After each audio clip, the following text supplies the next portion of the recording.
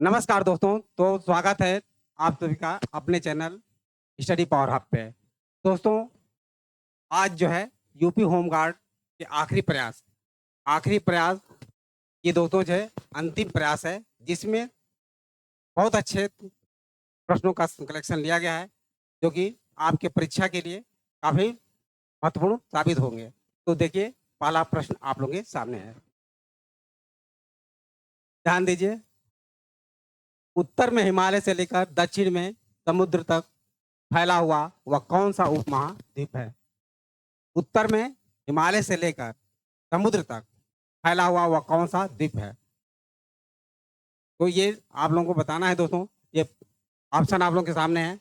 Australia, Bharatvarsh, New Zealand, Maldives. Australia, Bharatvarsh, New Zealand, Maldives. इनमें से कौन-सा उत्तर जो है सही है? तो ध्यान दीजिए, इसमें से कौन-सा उत्तर सही है? तो इसमें उत्तर दोस्तों जो है भारतवर्ष सही है।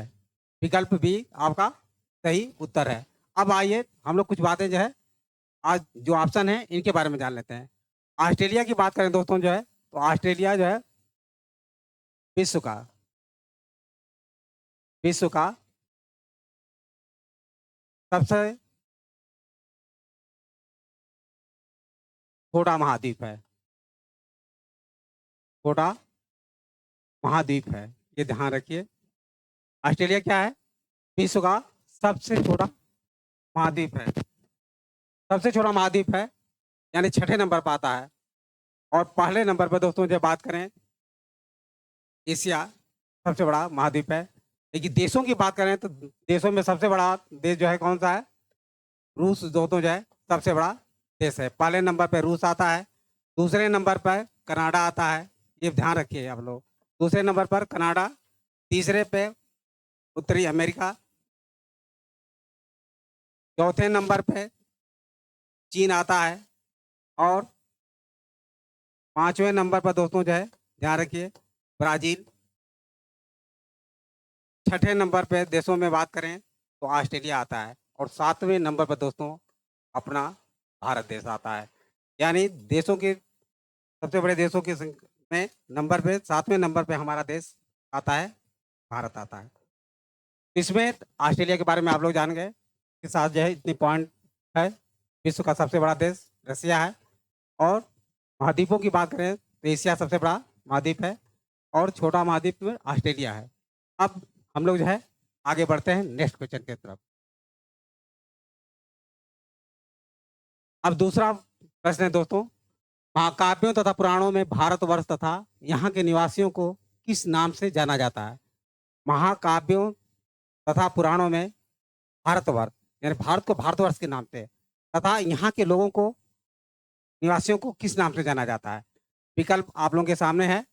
पहला है हिंदुस्तानी, दूसरा है आर्य, तीसरा भारतीय, चौथा दोस्तों जो है रेड इंडियन है। ये चार ऑप्शन है। चार ऑप्शन में दोस्तों जो है, जहाँ तक मैं आशा करता हूँ कि आप लोगों को ये बात पता होगा, क्योंकि अपने भारत को आप सभी लोग जानते हैं।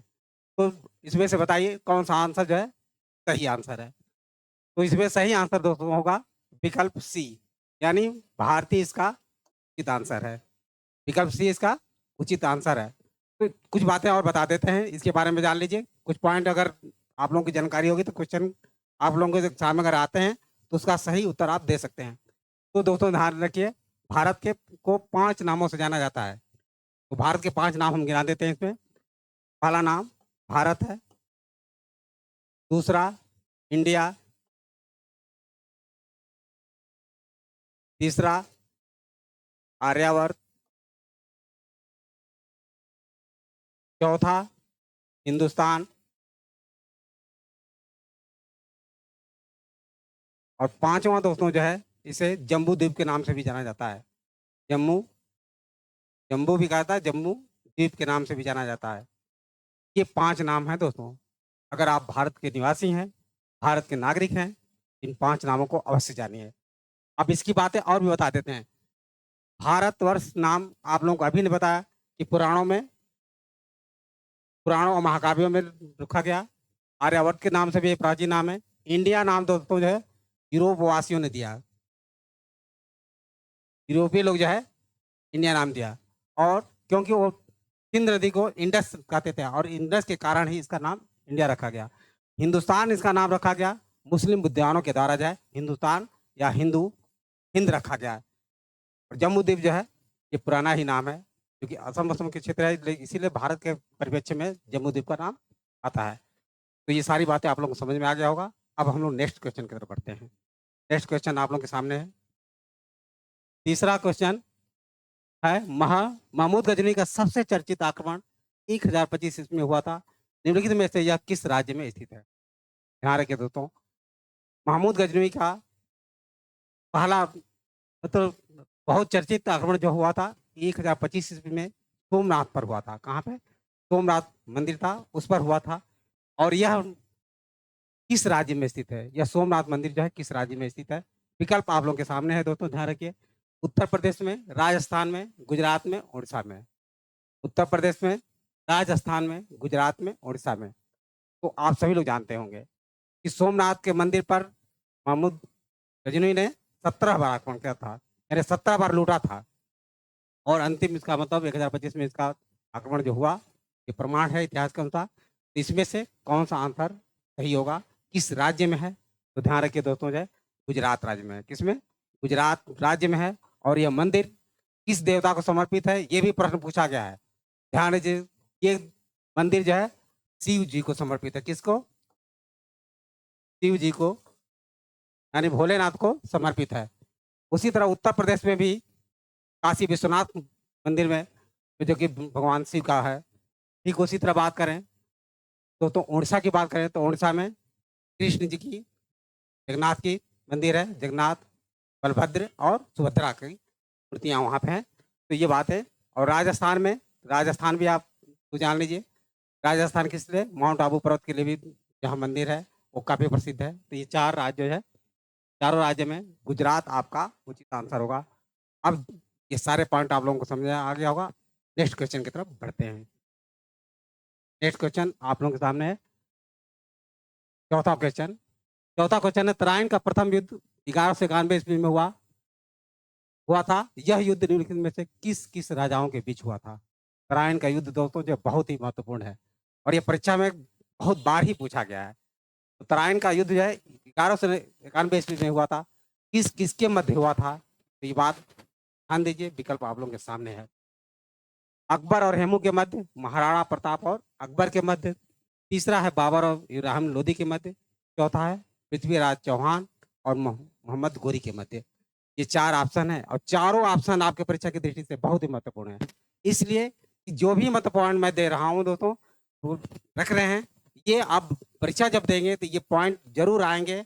और जब भी जानकारी होगी तो उसको, प्रश्न को सॉल्यूशन करने में, हल करने में आप लोगों के सामने कोई परेशानी नहीं आएगी। तो इसका उत्तर होगा दोस्तों जो है पृथ्वीराज चौहान और मोहम्मद गोरी के मध्य हुआ था। कब हुआ था? 1191 ईस्वी में हुआ था दोस्तों। इसी में जो है पृथ्वीराज ने मोहम्मद गोरी को पराजित किया था। मोहम्मद गोरी को क्या किया था? पराजित किया था। और 1192 ईस्वी में दोस्तों जो ध्यान रखिए, इसमें जो है मोहम्मद गोरी जो है पृथ्वीराज को पराजित कर दिया था। तो दूसरी लड़ाई भी ध्यान रखिए, ये तराइन का द्वितीय युद्ध हुआ था। अब हम लोग अकबर और हेमू की लड़ाई कब हुई थी? 1556 ईस्वी में पानीपत का द्वितीय युद्ध हुआ था। पानीपत का द्वितीय युद्ध हुआ था, ये बात ध्यान रखिए। महाराणा प्रताप और अकबर के मध्य कौन सा हुआ था? हल्दी घाटी का युद्ध हुआ था। हल्दी घाटी का युद्ध हुआ था। घाटी का युद्ध हुआ था। कब हुआ था? 1576 ईस्वी में हुआ था। वहीं बाबर और इब्राहिम लोदी की बात करें दोस्तों तो पानीपत का प्रथम युद्ध हुआ था। कब हुआ था? 1526 ईस्वी में हुआ था। ये सारी बातें आप लोगों को समझ में आ गया होगा। ये पॉइंट बहुत इंपॉर्टेंट है। अब हम लोग नेक्स्ट क्वेश्चन की तरफ बढ़ते हैं। 5वां क्वेश्चन आप लोग के सामने है, निम्न में से वह कौन सा गवर्नर था जिसके समय में 1857 की क्रांति भारत में हुई थी? निम्न में से वह कौन सा गवर्नर था जिसके शासनकाल में भारत की 1857 की क्रांति हुई थी? ऑप्शन आप लोग के सामने है, lord Clive, Warren Hasting, lord Curzon, lord Canning. ये 4 ऑप्शन है और 4 ऑप्शन में दोस्तों बताना है कौन सा उचित आंसर है। जहां तक उम्मीद है बहुत सारे बच्चों को ये बात पता होगी, लेकिन बहुत सारे ऐसे बच्चे हैं जिनको पता नहीं होगा। तो उन बच्चों के लिए भी ये चीज़ें हैं, मेहनत करना होगा और आगे बढ़ कर के प्रश्नों का जवाब देना होगा। तो इसका उत्तर होगा लॉर्ड कैनिंग के शासनकाल में। विकल्प डी आपका उचित आंसर है। लॉर्ड क्लाइव दोस्तों जो है मद्रास का एक क्लर्क बनकर आया था, लेकिन फिर बंगाल का गवर्नर बना। ध्यान से सुनिए बस। इसके बाद जो वारेन हेस्टिंग, इसे जो है भारत का गवर्नर नहीं बल्कि बंगाल प्रेसिडेंसी का गवर्नर बनाया गया। और लॉर्ड कर्जन के शासनकाल में 1905 ईस्वी में बंगाल विभाजन हुआ दोस्तों, और स्वदेशी आंदोलन इसी के शासनकाल में हुआ। तो इसका उत्तर जो है लॉर्ड कैनिंग होगा। 1857 की क्रांति में एक भारत का गवर्नर था, लेकिन 1857 की क्रांति के बाद दोस्तों जो है इसे भारत का वायसराय बना दिया गया। तो ये पॉइंट आप लोगों को समझ में आ गया होगा। अब अगले प्रश्न की तरफ चलते हैं। अगला प्रश्न आप लोगों के सामने है। छठा प्रश्न, बंगाल में सर्वोच्च न्यायालय की स्थापना किस वर्ष हुई थी? बंगाल में सर्वोच्च न्यायालय की स्थापना किस वर्ष हुई थी? तो ये बात ध्यान रखिए, बंगाल में सर्वोच्च न्यायालय की स्थापना किस वर्ष हुई थी? विकल्प आप लोगों के सामने है। 1784 ईस्वी में, 1773 ईस्वी में, 1774 ईस्वी में, 1950 ईस्वी में। ये चार ऑप्शन चारों ही महत्वपूर्ण हैं, और चारों महत्वपूर्ण आप लोग एकदम बिल्कुल याद कर लीजिए। मैं बता देता हूं दोस्तों, ये पॉइंट जो है काफी महत्वपूर्ण जो है कि परीक्षा के लिए काफी फायदेमंद है। 1784 ईस्वी, 1773, 1774 यानी 1950। तो ये सर्वोच्च न्यायालय की स्थापना 1774 ईस्वी में कोलकाता में हुआ था। लेकिन अधिनियम पूछते किस अधिनियम के तहत जो है सर्वोच्च न्यायालय की स्थापना की गई थी? तो 1773 के रेगुलेटिंग एक्ट के तहत की गई थी। और 1784 में पिट्स इंडिया एक्ट आया था। ये बात ध्यान रखिए। 1950 में दोस्तों अपने भारत का सर्वोच्च न्यायालय सुप्रीम कोर्ट की स्थापना दिल्ली में की गई। ये बात ध्यान रखिए। तो इसका उत्तर जो है विकल्प सी जो है 1774 ईस्वी होगा। अब सारे पॉइंट आप लोगों को समझ आ गया। आगे बढ़ते हैं नेक्स्ट क्वेश्चन की तरफ। 7वां क्वेश्चन है, भारतीय राष्ट्रीय कांग्रेस का प्रथम अधिवेशन कब और किस शहर में हुआ था? भारतीय राष्ट्रीय कांग्रेस का प्रथम अधिवेशन कब और किस शहर में हुआ था? विकल्प आप लोगों के सामने, पुणे में, कोलकाता में, मुंबई में, इलाहाबाद में। तो भारतीय राष्ट्रीय कांग्रेस की स्थापना कब हुई थी? आप लोगों को पता है कब हुआ था? 1885 ईस्वी में लॉर्ड डफरिन के शासनकाल में हुआ था दोस्तों। पहला इसका अधिवेशन जो पुणे में होने वाला था, लेकिन वहां पे बीमारी आ जाने के कारण जो है शायद प्लेग या हैजा कोई बीमारी आई थी, जिसकी वजह से इसको वहां से हस्तांतरित करके मुंबई में किया गया। कहाँ पे? मुंबई में। तो आपका उचित आंसर मुंबई है। पहला अधिवेशन मुंबई में हुआ था। उमेश चंद्र चटर्जी ने जो है क्या बनाया गया था? प्रथम अध्यक्ष बनाया गया था। तो आप लोगों को समझ में आ गया होगा।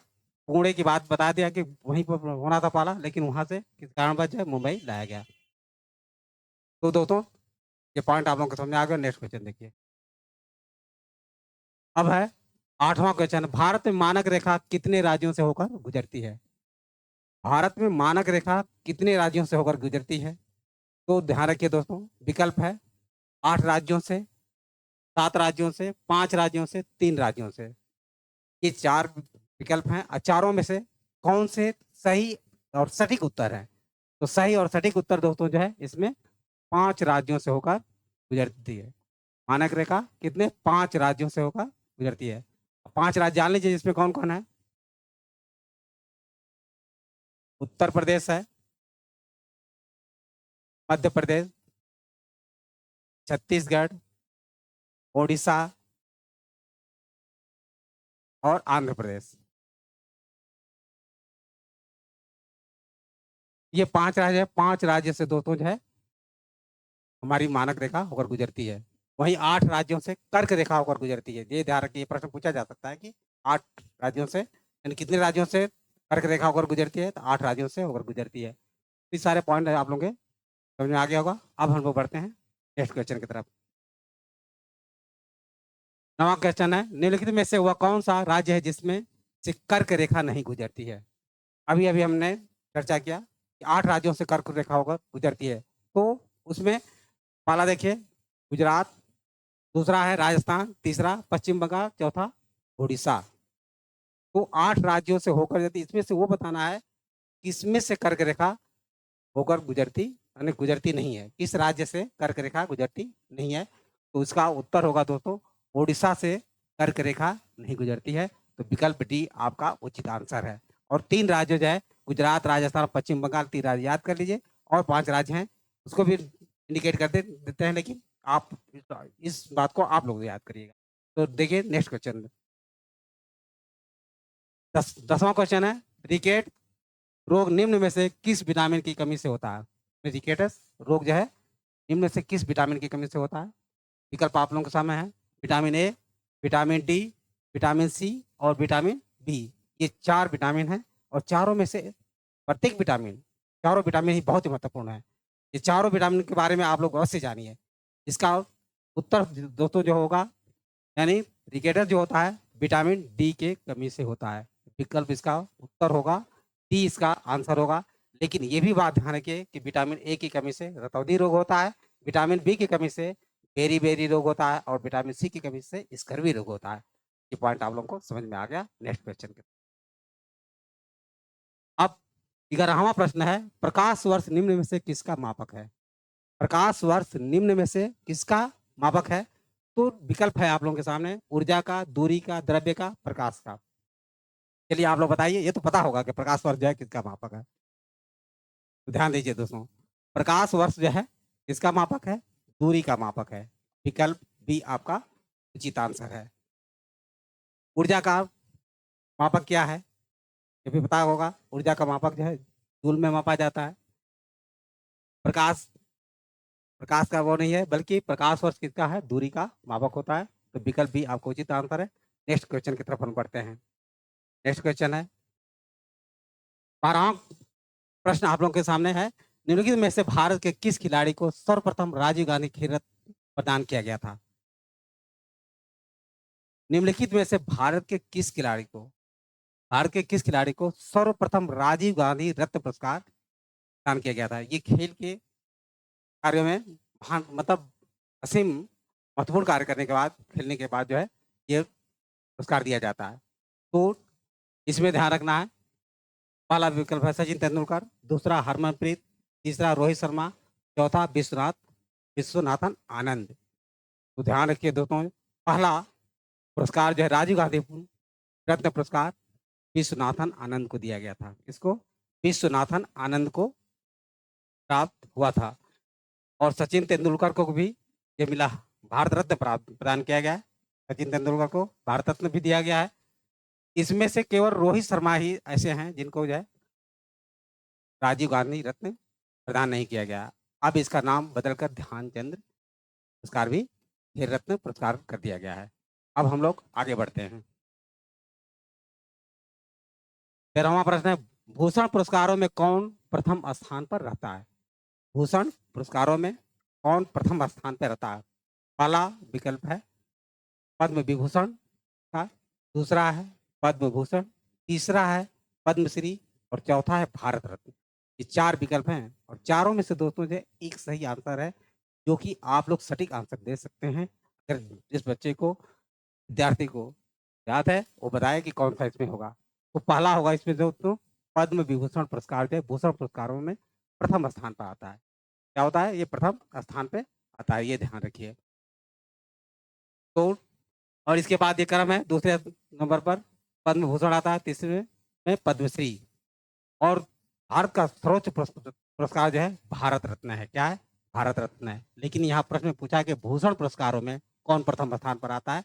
इसका सही आंसर दोस्तों जो है विकल्प ए पद्म विभूषण पुरस्कार है। अब नेक्स्ट क्वेश्चन की तरफ बढ़ते हैं।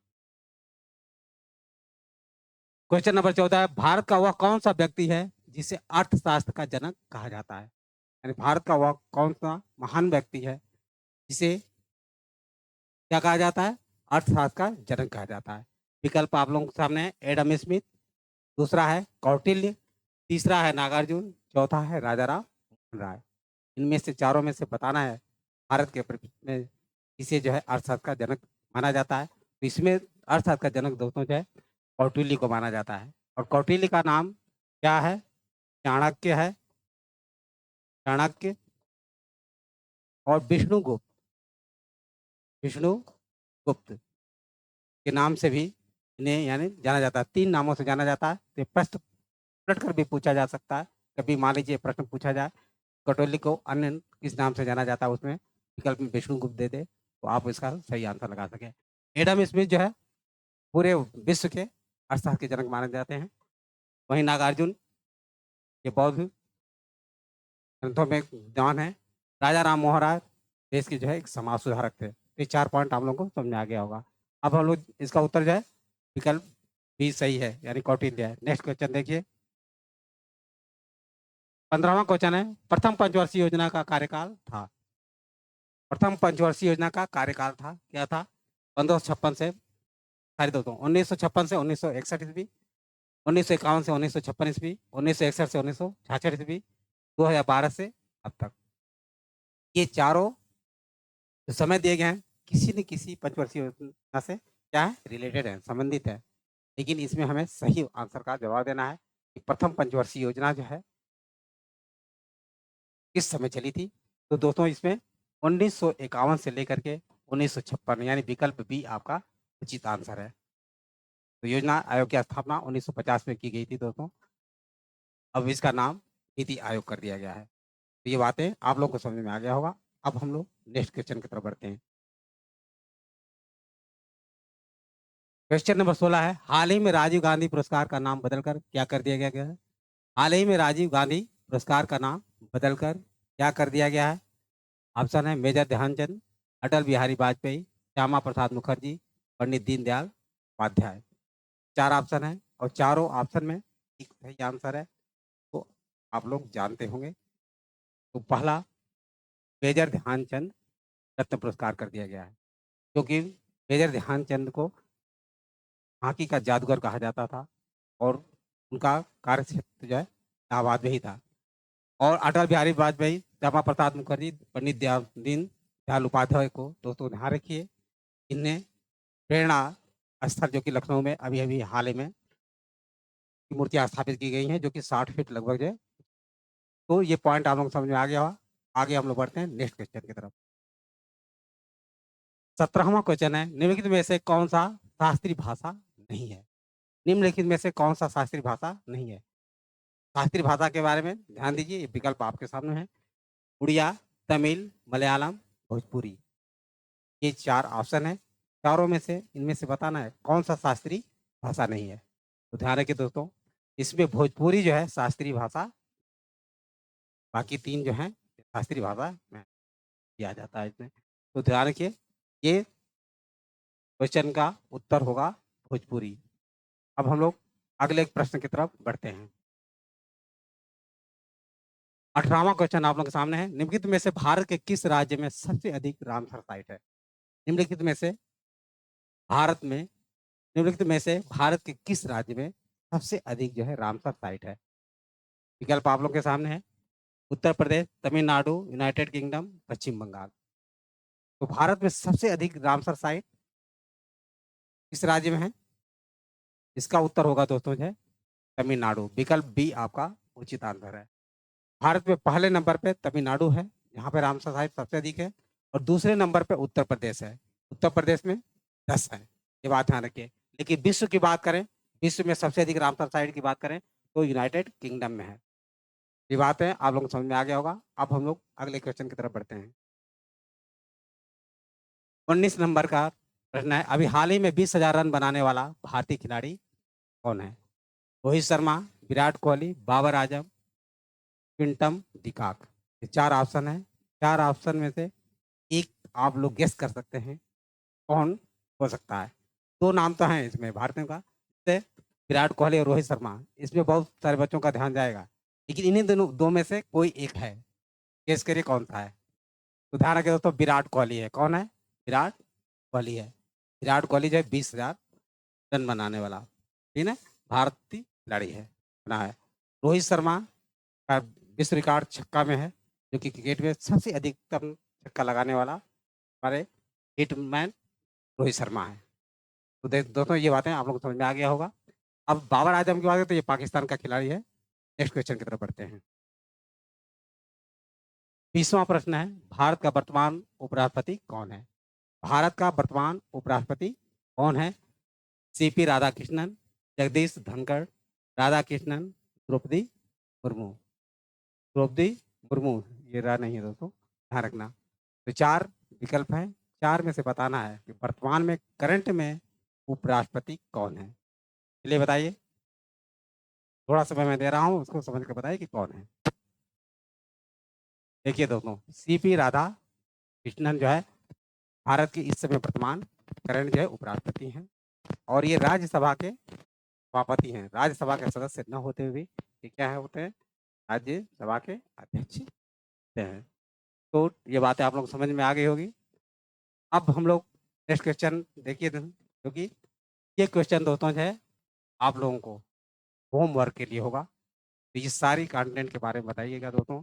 ये कंटेंट कैसा रहा आप लोगों के हिसाब से इसमें अपनी राय दीजिएगा ताकि हम लोग उसमें सुधार कर सकें और आप लोगों के अच्छे पार्ट दें। तो ये होमवर्क के लिए है। थैंक यू दोस्तों, नेक्स्ट वीडियो में मिलेंगे।